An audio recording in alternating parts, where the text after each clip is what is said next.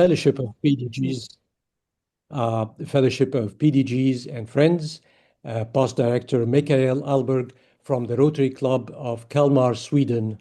Mikael joined Rotary in the year 1993. He has served Rotary as district governor, GSE team leader, regional coordinator, IA training leader, currently known as learning facilitator, RI director, RI treasurer, COL representative, and he has served as member and chair of several RI committees. Thank you, Mikael, for your leadership, and I'm going to hand it over to you. Well, thank you, Ahmed, and thank you for taking care of this speaker series so excellent together with your committee. And friends, good morning, good afternoon, good evening. You are warmly welcomed to our speaker series. Once a district governor, always a district governor, and we like staying connected. That's why our fellowship and our speaker series truly matters. The purpose of this series is to ensure that leaders remain connected, motivated, and involved in Rotary's key discussions beyond the conclusion of their official responsibilities. Leadership within Rotary does not have a set expiration date.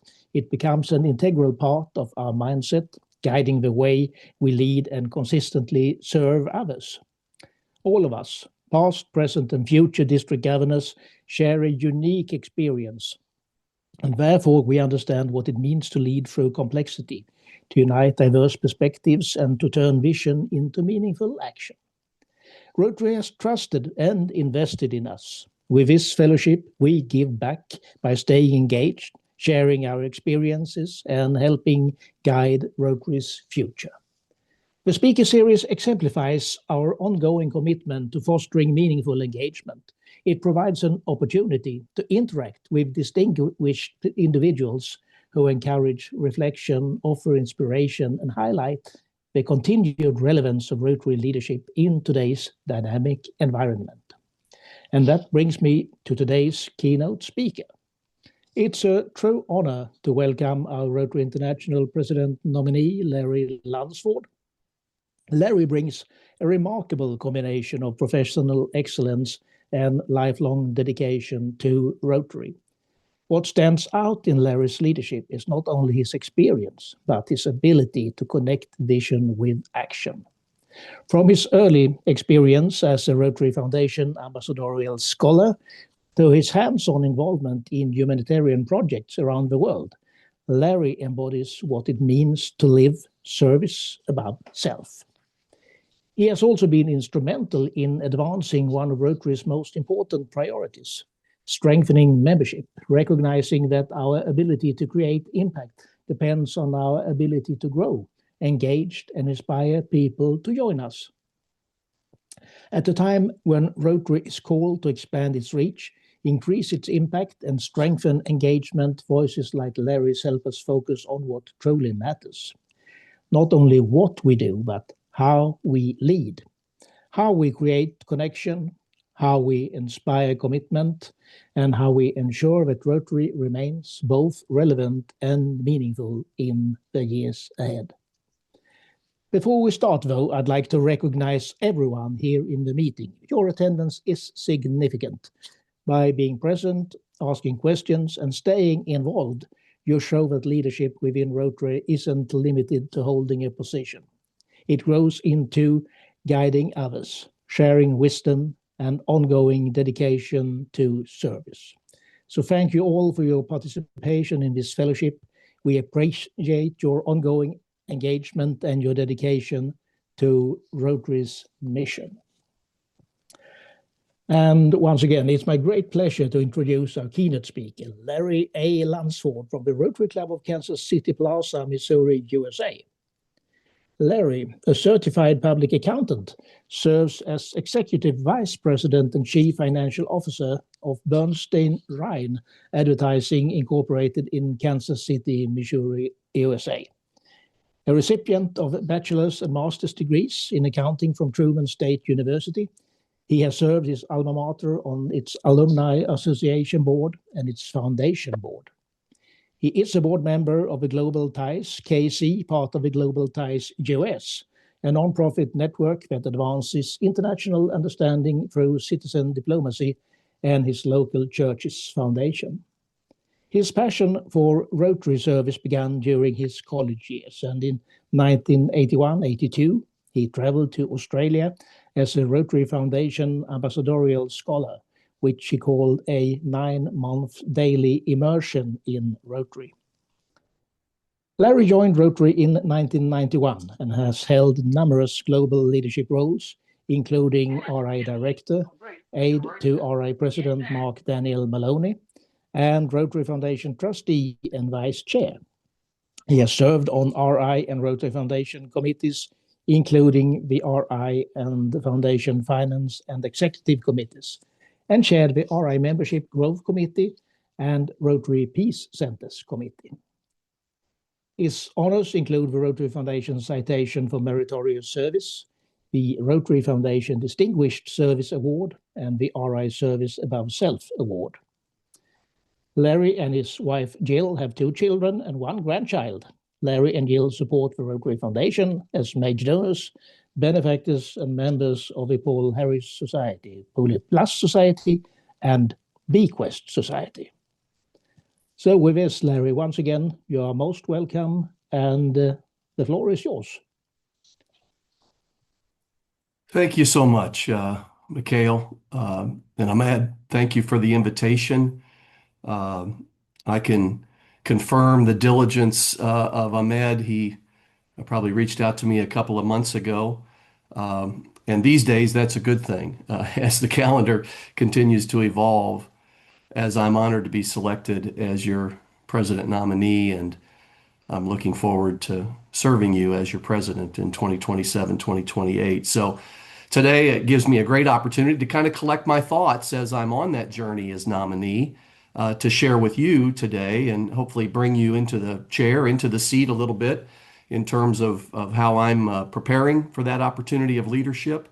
Again, I'm grateful, and I think as I look on the screen in front of me, I see so many wonderful, great, deep friendships.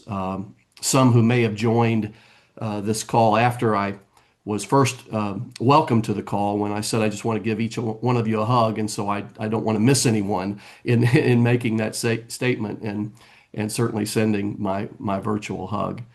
I am coming off of one of those times that we've all experienced where it's been a couple of weeks straight of Rotary activity, and so I'm on one of those Rotary momentum highs at the moment, and so the timing of this session today is perfect. A couple of weeks ago was our April board meeting, and as president nominee, I have the opportunity to backbench that meeting, and we also held a board retreat for Yinka's board, which I will join next year, and I can tell you that the retreat was extremely productive. It included a half day of governance training, which is something that recently most of our boards have been trying to do each year.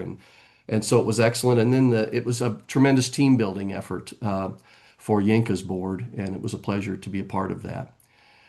And then the second week of that 2-week journey that I briefly mentioned, the first being governance related, was service related for me. And those that follow on Facebook have probably seen that last week was Shoes Week. In my particular Rotary district, District 6040 in North Missouri, a project that I've been fortunate to cheerlead for the last 25 years. And so it was kind of a momentum-filled year, the 25th anniversary of this particular service project. And the clubs in our district, about 51 clubs each year, come together to collect these shoes for orphan and vulnerable children, just filling a basic need, giving a child a gift, just pure service in my view, and it got off the charts. I sometimes through the week even mentioned maybe it was off the rails. It was such a wonderful week where we drive through our district with a 53-foot semi-trailer and pick up the shoes that have been collected by the local Rotary clubs in their communities to truly say thank you to them in their communities. And then we eventually have what we call a shoes roll call. at our district conference, which we had just on Saturday. And we go one by one. The clubs come to the microphone and share what they've been able to donate.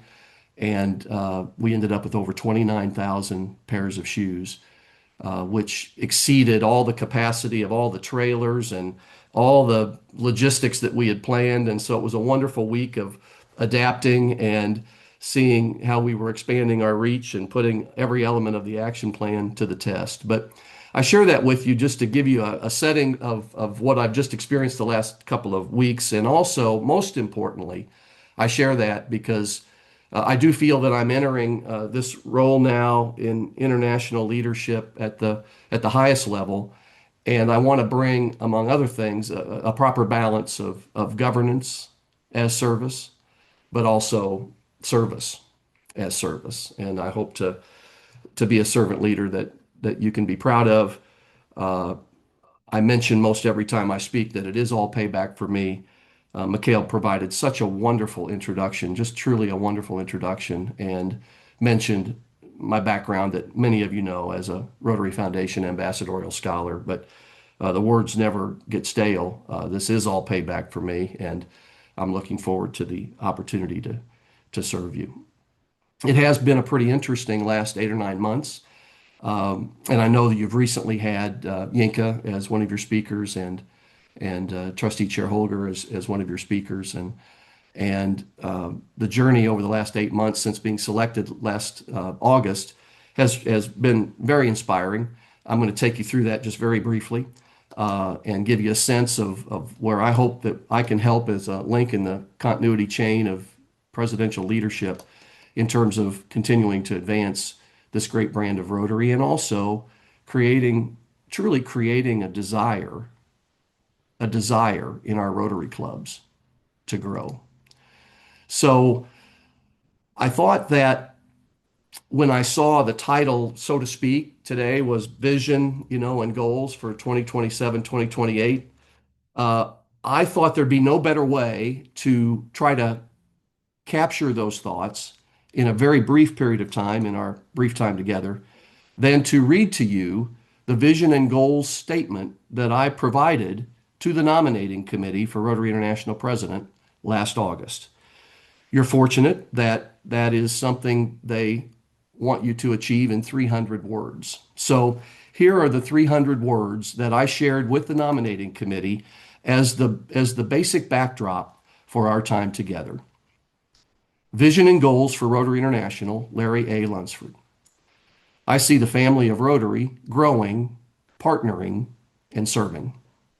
Rotary's global movement is rapidly approaching its 125th anniversary in 2030, serving humanity to become increasingly integral to the fabric of our rapidly changing and complicated global environment. Together, our vision is to eradicate polio, build a more peaceful world, improve the lives of those in need, and grow Rotary by achieving steady, sustainable membership growth. At all organizational levels, particularly the club level, we strive to operationalize our action plan, our recipe for transformation, and our strategic roadmap through 2029. I will extend the organizational continuity we are developing with consistent action plan-led presidential messages and 3-year rolling plans and goals. Staff-driven technology efforts and Rotary's new Joint Technology Committee can help achieve the desired action plan reach and impact. Suggestions include a single database system, an infrastructure to measure outcomes and outputs in our areas of focus, and a Rotary app. Our 2027-2028 Rotary year will be tremendously pivotal as the Global Polio Eradication Initiative seeks no cases of wild polio virus toward certification of the eradication of polio. Externally, we must leverage our Gates Foundation partnership to attract further partnerships and elevate our global profile and reach.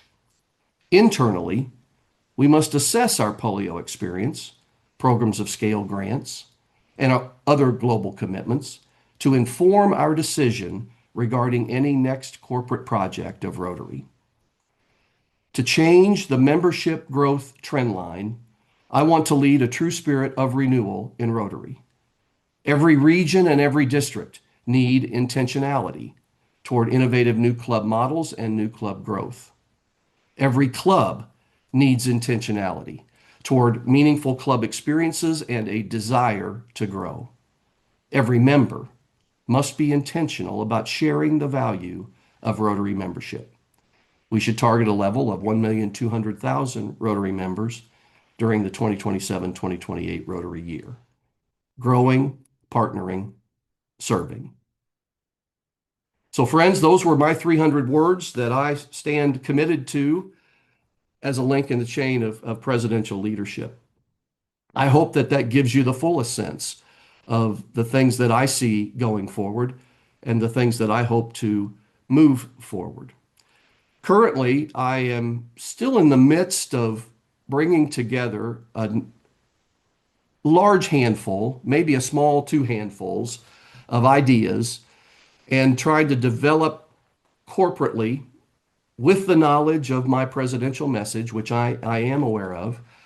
This is not going to be the meeting where I will unveil that, unfortunately, but in a few short months in January, we'll be doing that in Orlando with all those in your districts that are currently governor's nominee who'll be governors elect at that time. And it's an interesting challenge to bring together 40 plus years of Rotary experience and being shaped and inspired by serving alongside every one of you along the journey. And I'm enjoying that. Let me just quickly give you the bullet points of where we are at this time with developing my overall message. And it's a little interesting as well, I want to say, because as we've moved from the presidential theme, and at least in my estimation, maybe a more clear presidential emphasis that each president has had, it is a little of a different environment when we have the presidential message and maybe a slightly lesser focus on a presidential emphasis. So it's a lane that I find myself kind of navigating a little bit, in all honesty, and proudly so. But all to say, I'm going to share with you briefly kind of where we are at the moment. And it starts with membership. You're seeing and we're beginning to socialize our board accepted goal of 1.25 million Rotarians and 125,000 Rotaractors by 2030, by our 125th anniversary. And the alliteration there is intentional.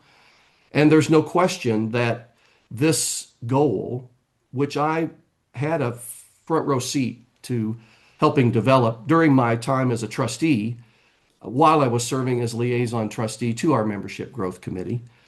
And it was in 2023 in October where the board took that decision. But at the same time, we were implementing at the board level, hopefully regionally, 3-year rolling plans and goals, right? And so we kind of waited to socialize the broader goal while we saw how and if these regional goals, 3-year planning goals, fit into that. And we've had mixed success, I will be honest, and I think anyone would say so, in developing in all regions those 3-year rolling plans and goals. And so it became time earlier this year, as we now at that point had 5 years remaining toward the goal, it was time to begin to socialize and begin to plan in an even more strong manner. And that's what's happening right now. And I feel confident at some level that when President-elect Yinka was with you, he may have spoken about this as well. We've taken some further steps since Yinka spoke to you. Let me say a couple, 3 more things about our membership planning. The first is that we have now developed, let me step back one step. This is clearly and almost intentionally modeled after our recently successful 2025 by 2025 endowment fund campaign for the Rotary Foundation.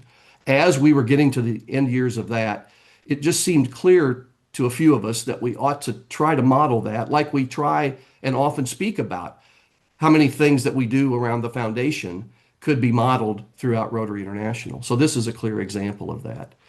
And I love this vision and goal because it provides us not just stops and starts, emphasis toward membership growth and bringing in members 1 year and then not the next year and that sort of thing. It levels the playing field for the next 5 years, gives all of us as leaders a built-in element of continuity. And that's certainly playing out with Francesco and Yinka and I right now. We've now developed, you're starting to see, you'll learn more about this, and you'll be hearing more about it as the months go by. We've developed regional membership summits that are going to take place in July and August of this calendar year. Again, modeled after some summits that we did on the foundation side, where we brought the RRFCs and the EMGAs together to really make it clear this is a goal all the way through the organization, and at the regional leader level, show them how they could be a part of this. We're going to do the same thing in July and August. There's going to be one in Zurich for Europe, Africa, very early in July. There's going to be one in late July, actually early August, first couple of days of August in Bangkok, which is going to cover all of Asia and the South Pacific. There's going to be one in Evanston, there's going to be one in Mexico City, and there's going to be one in Brazil. So 5 regional membership summits. Who's going to be coming to those? It's going to be the director for that area or directors for those areas. It's going to be the Rotary Membership Coordinator and the Rotary Public Image Coordinator, again, showing them how they partner in leadership as we grow Rotary. It will have Membership Growth Committee members in those particular areas of the world that are represented on the Membership Growth Committee. I'm bullish on this idea because, again, it's intentional. It's showing us that we are going somewhere and that we plan to create plans, really truly create at least membership growth plans within the 3-year rolling action plans and goals. And they're going to be data driven. So excited about those opportunities, excited for those attendees. Yinka will go to the one in Zurich and in Brazil, and I will be attending the one in Bangkok, the one in Evanston, and the one in Mexico City. So we're showing our intentionality as well. I also know there's a board work group that's just been developed to further our thinking about membership, even beyond the Membership Growth Committee, which does a great job for us. So I think there's a chance, friends, that we might actually show net growth this year. This message is starting to take place. I think we've got the best tools that we've had in some time in terms of new club creation. And when we couple that with a goal and a true desire to grow that we all exemplify, this is a place where our past district governors can play a key role. So I'm optimistic about where we're headed. And I might also say I think this is a great example of connecting vision with action. I so appreciated those words that Mikhail used during my introduction. Let me talk to you just for a second about polio. I know there'll be some questions that you want to ask. And just give you my perspectives. I know each of you follow the weekly newsletters. You're as up to date or more up to date than I am regarding our polio eradication efforts. I'll just give you a couple, 3 perspectives really quickly.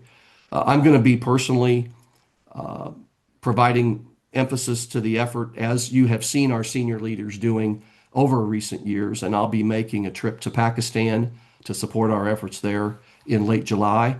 I'm looking forward to that opportunity, and I'm looking forward to encouraging those local leaders throughout the governments as well as throughout the Rotarian ranks to continue this push. I think I just believe we're all feeling like we really are about to make this happen. We want to say that, but those aren't shallow words from me. I've been going through the president nominee orientation over the last few months. Lord knows I need an orientation, right? And one of those was a 30-minute session with our polio leadership at Rotary. And kind of just in casual conversation in that meeting, this was maybe about a month ago, the talk was 2027 could really be the year.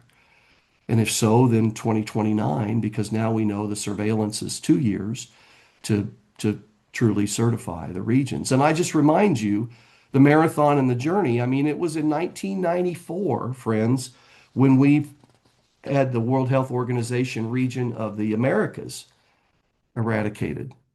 And then it was in 2000 when the Western Pacific region. And then it was in 2002, the European region. And then it was in 2014, Southeast Asia, finally with India. And then 2020, the African region, finally in Nigeria. One region left, right? The Eastern Mediterranean region. So sometimes when we grow weary of the polio effort, we have to remind ourselves all those milestones along the way were because of the resilience of Rotarians. And I know each of you on this call are certainly among our most resilient Rotarians when it comes to polio eradication. I also want to just comment about how past district governors can help us with the advocacy and how much have we seen that in recent times pay off. Just in fact, recently in the UK, right? I know all of you follow that. And there was an announcement made and then pursuit and momentum and now a different result as I understand it. The same thing was true in our United States of America last year, where initial results, no budget funding and work and working with colleagues, we brought that back. So that advocacy matters all the way through. And I just think that we're maintaining the momentum needed to quite possibly take this finally across the finish line. And then, as I mentioned in my vision and goal statement, it would be exciting to start the conversations about what might be next for us. The last thing I'll say about polio is that I had an experience about 11 years ago where I was in India at a zone institute in Chennai. On the stage at that time, this was in December of 2014, just after the Southeast Asia region in India had been certified. No polio 2011, certified 2014. Our dear colleague Aziz Memon was on the stage, and there was a diminutive professional lady standing by him on the stage. Her name was Aisha, and she was the focal person for polio eradication in Pakistan in 2014. We saw progress with her leadership in the government. She was the government person.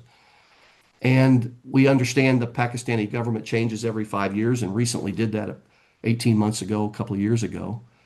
And I get excited because I've actually seen the progress. I've met Aisha. And do you know who is the current focal person for polio eradication in the Pakistani government? It's Aisha. I tell you, that gives me encouragement as well. Certainly membership in Polio Friends, that would be clear at some level, but we are at our current place with desire to grow Rotary and a strong desire to eradicate polio. If you were to ask me as I close, as time moves on, if you were to ask me, Larry, if there is an emphasis that you'll be considering, whether it's called an emphasis, I do have one, and it would be around basic education and literacy. I think it's been a little while since maybe we've had that kind of focus at this level. And of course, we know that in our grants program through the Rotary Foundation, we spend the most money, we have the most dollar activity in global grants in disease prevention and treatment.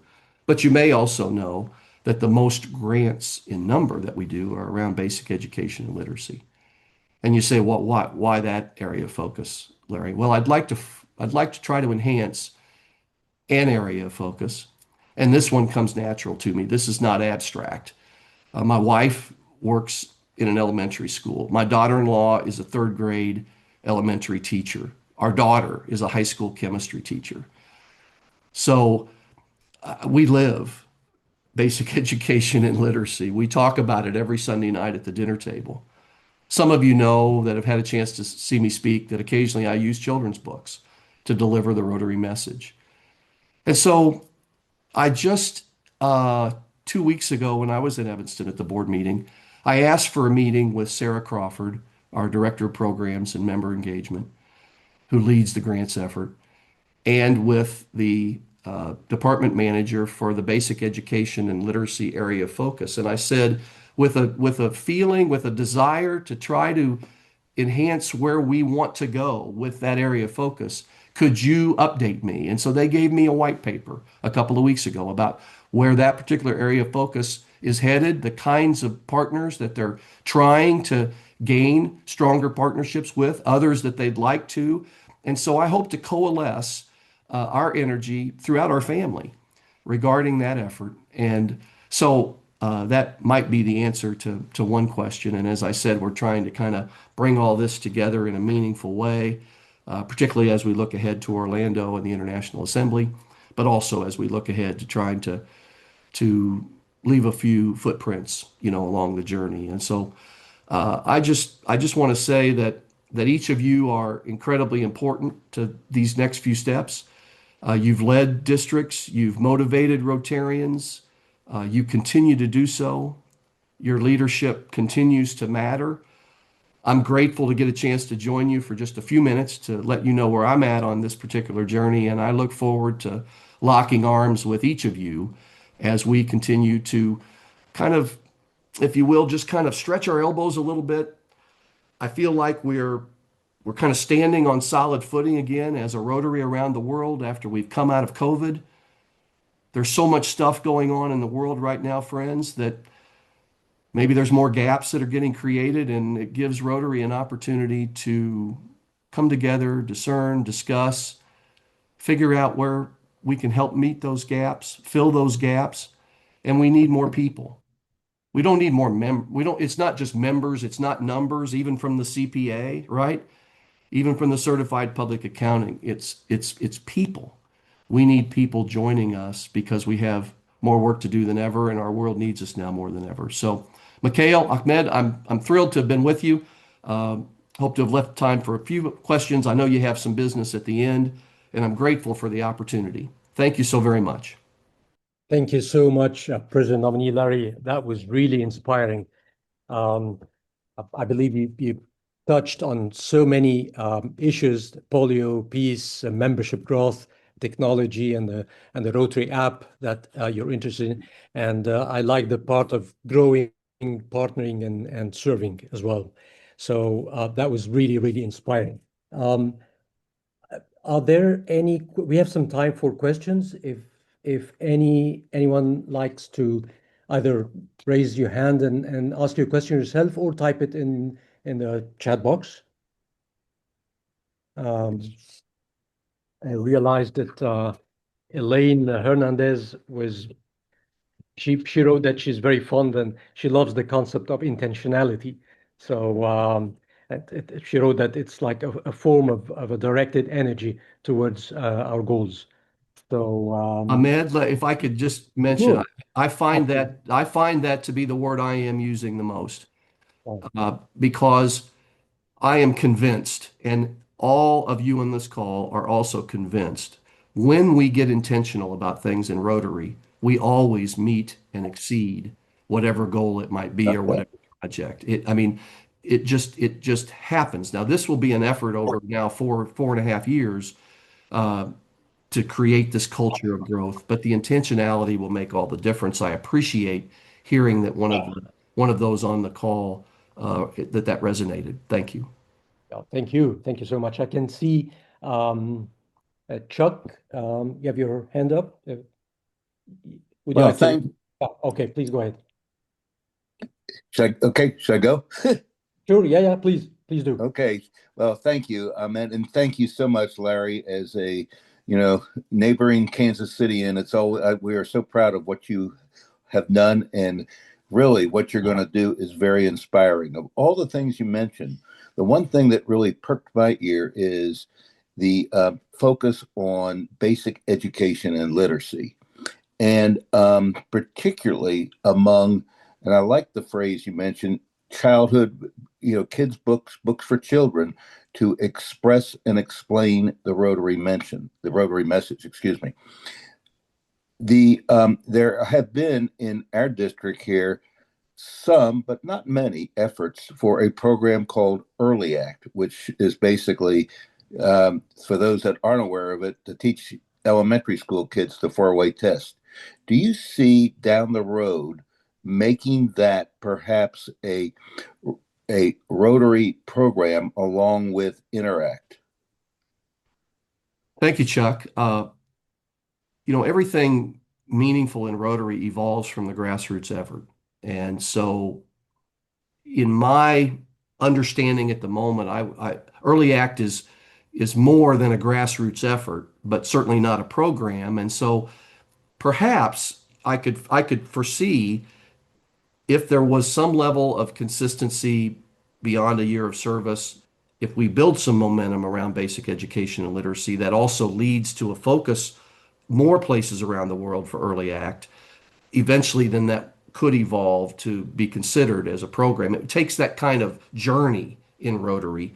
It doesn't just happen like that. And I don't foresee that would necessarily happen in the next 18, 24 months, even during my leadership. because I think Early Act would have to have the ability to kind of grow on its own a little bit more. So hopefully there's a connection there. I appreciate your connecting those dots, and let's see what can develop. And ready to roll my hands up to help. Thank you very Thank much you. for this very good question. Any other questions? Any thoughts you would like to share?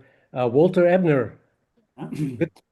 Good afternoon. Thank you very much for your speech and for your ideas you could share. I'm a Rotary Membership Coordinator of the Zone 21. So the Zone 21 includes Ukraine, Israel, and Sudan, and the Middle and Near East. So a very, let me say, a challenge in these days. And I have a question. What is the influence of President Trump to Rotary in the United States in America? How are you reacting? Because we see that he stopped with US aid, and he resigned from the for the WHO and things like that.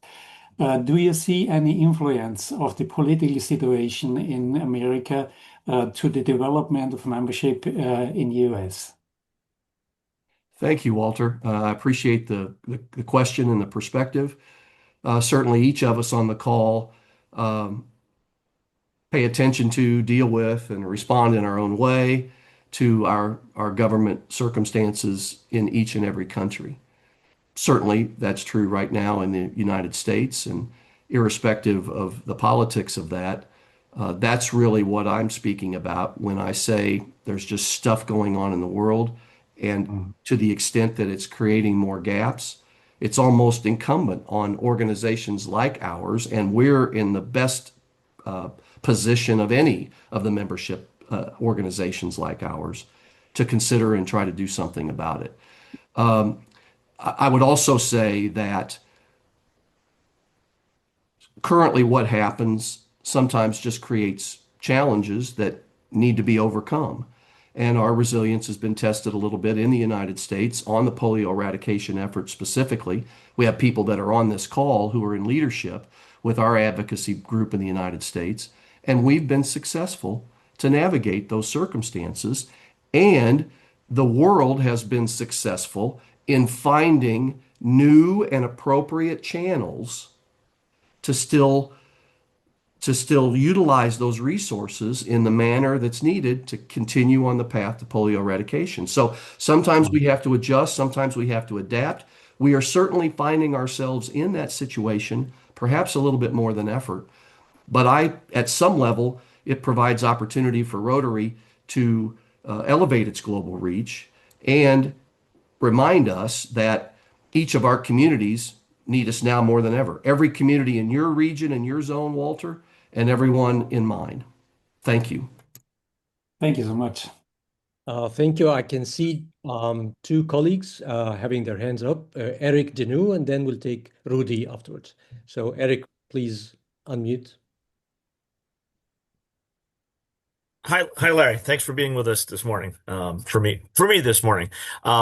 As you can see in my background, that I'm a polio person and polio coordinator. And I think you knew that anyway. So my question, Larry, if we are successful and we have no cases in 2027, and God hope you're right on that, and I'm wishing as well. And then in 2029 we declare the world polio free. We have all this infrastructure in place, our surveillance and all the funding and all our labs and all our partners. How do we keep people still interested in, because the fight doesn't end when we're declared polio free. How do we keep our organization and our members still engaged and still involved with funding and moving forward with what we've started nearly 40 years ago? Your Yes. thoughts on that? Thanks, Larry. Yes, the one question, right? Well, I've always viewed all of that, Eric, on its own glide path. And so you speak about the glide path that still exists after whatever date or year we are able to certify the eradication of polio. While I have not been a part of direct conversations about this, my feeling about that is that we would stay engaged with polio, as you allude to, while we are considering that question of what would be next. And the way that I see the conversation about what would be next, and I'm, at some level have my fingers crossed that I could be a part of, leading some of those conversations in a few months, depending upon the timing. That would be exciting. But those discussions involve whether we want another corporate project.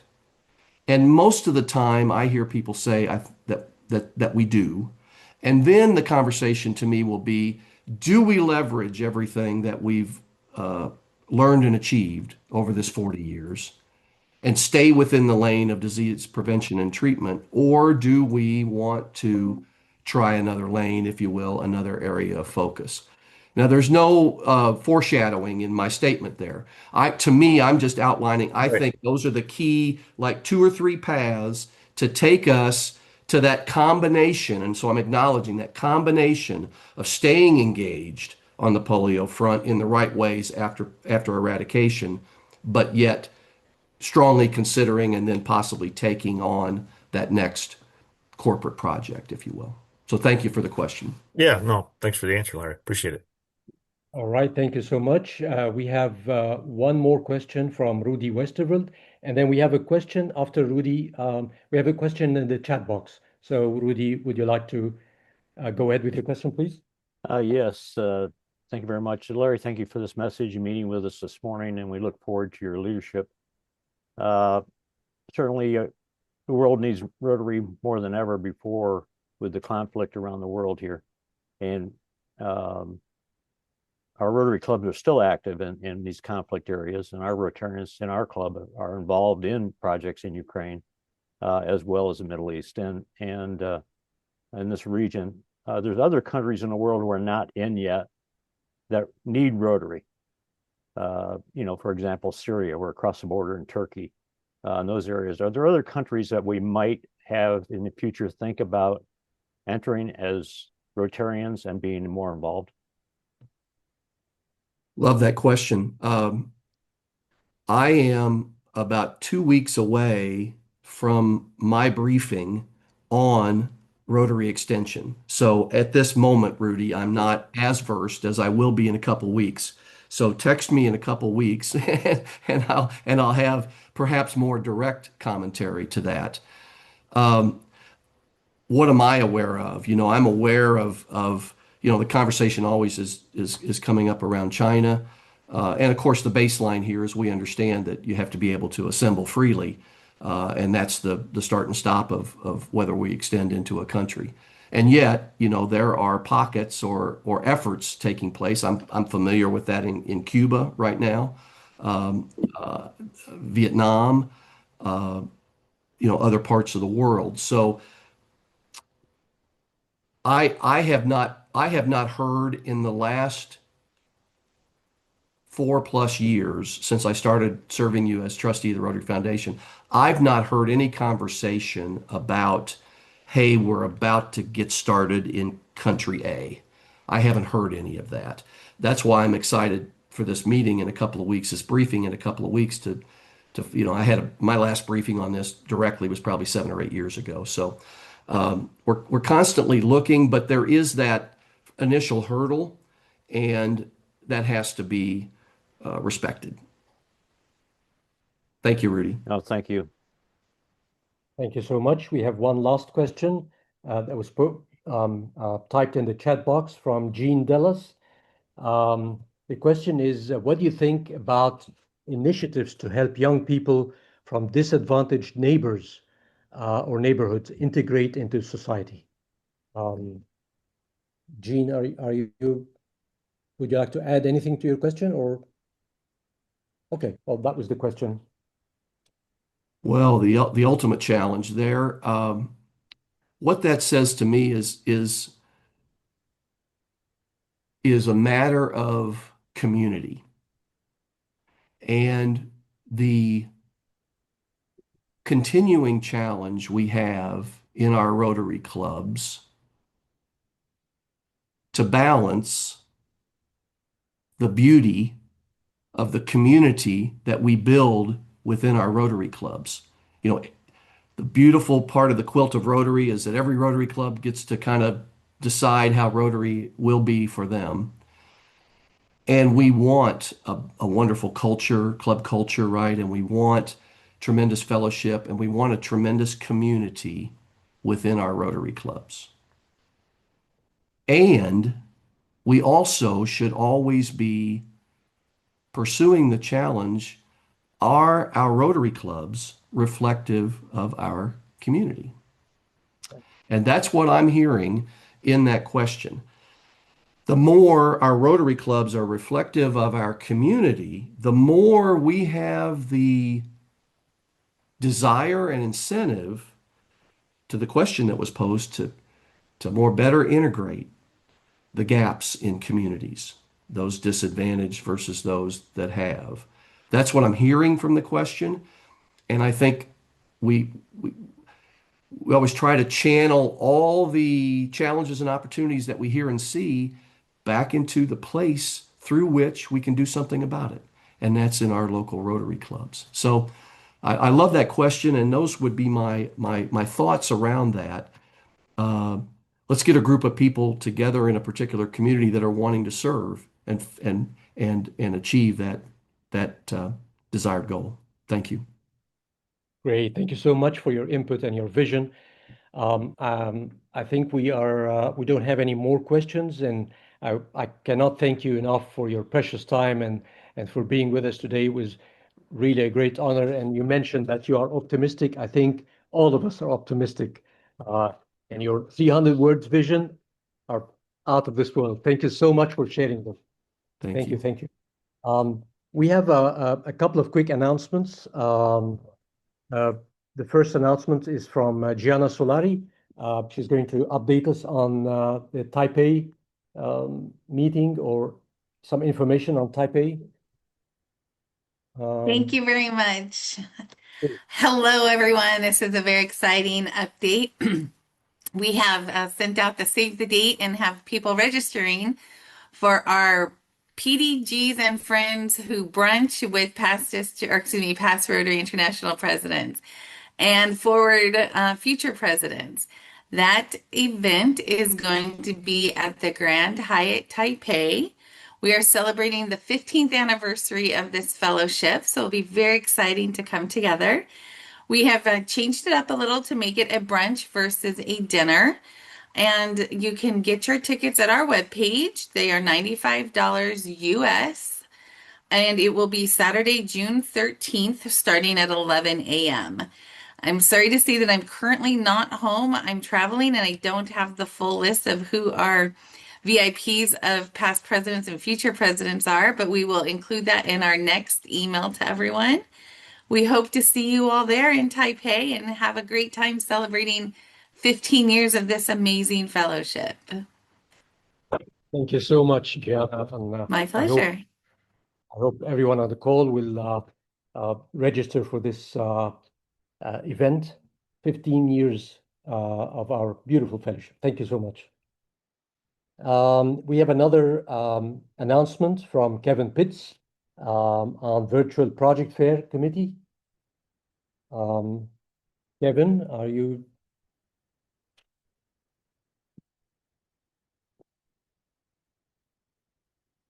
I don't see Kevin. Oh, Kevin, I can see you, but I cannot hear you.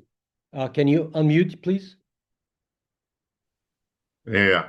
Greetings to everyone. Sorry about that. No problem. A quick update then on our PDG Fellowship Project Fair.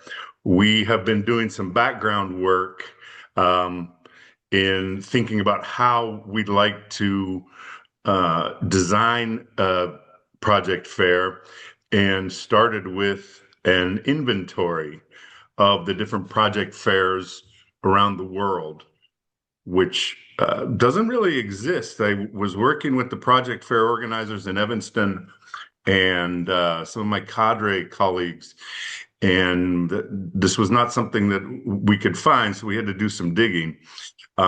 There are probably many more than what we could find, but we found a total of 12 project fairs around the world. 4 of them are new. They've just started in the last year. 7 have been around for more than 10 years. 2 have been held for more than 20 years. The majority are held in person. 2 are virtual and 2 are hybrid. And the one thing that they seem to all have in common is they're all regional. We have the West Africa Fair, we have the USA Mexico Friendship Conference and Global Grants Exchange. We have the Colombia Project Fair, Uniendo America, which is in Central America, which is the oldest continuous one, running close to 30 years or maybe more than 30 years. South American Humanitarian Project Fair, South India Project, and Heart to Hearts Virtual Project Fair, which is done with the Central United States and Mexican districts. Our intention with doing the inventory was really to think about what kind of a project fair the PDG Fellowship could offer something different. And so a couple of the things that I think come to mind in terms of filling the gap would be a global project fair. There really isn't one that is global in scope. The majority that I am very familiar with focus on global grants, but some of them also take on all kinds of different Rotary projects. But we don't have anything that is area of focus oriented. And we don't have anything that I think could be driven by either cadres or Rotary action groups, and this would be, in our case, would be the first one driven by a fellowship. So those are kind of the gaps that we're looking at. The next steps are really to build out the committee. And so we are actively looking for committee members. I have several from the Americas, myself, PDG Rafael de la Rosa from Mexico, from Northern Mexico. Bet Miller, who is in Canada, has offered to participate with us. And also my good friend Don Griffin, who's on here, is helping out. But we need more committee members to design and implement this project fair, especially from other parts of the world. So I would ask anybody who is interested or maybe knows somebody that might be interested to contact me. I'm going to put my email in the chat. And I'd also like to ask everybody for input as far as ideas that they might have or what they'd like to see in a PDG Fellowship sponsored fair. Thank you, Ahmed. Thank you so much, Kevin. That was really inspiring, and I think you'll get a lot of emails. You will receive a lot of emails. Thank you. Because I know a lot of people are interested in project fairs. So you'll hear from me very soon. Okay. Thank you so much. Thank you. One last announcement about our upcoming meeting, our upcoming guest speaker. Our guest speaker next month will be Brian King, Director of Membership and Membership Development. He will be talking about innovations and initiatives to grow Rotary, and he will touch on some of the latest efforts underway to reach our goals for the year 2030. I think that takes us to the end of our meeting together. I would like to one more time thank President nominee Larry for his inspiration and for his vision, and we wish him the best of luck. And see you. I forgot to mention the date of our next meeting is going to be the 21st of May.